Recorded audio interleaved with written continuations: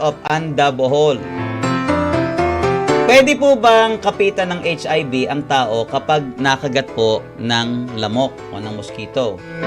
Alam mo, Rebecca, sa ilang isinagawang pag-aaral, walang ebidensyang magpapatunay na maaari kang tamaan o kapitan ng HIV dahil sa lamok.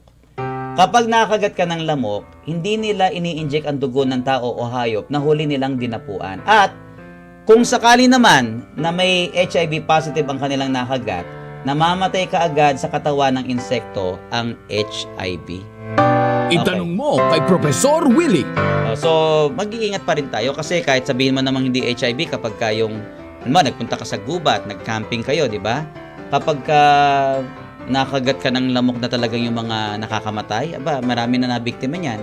Kaya yung mga Glenn, di ba, mga kaibigan, yung mga Hapon, takot sa malaria yung mga yun eh. Noon, di ba?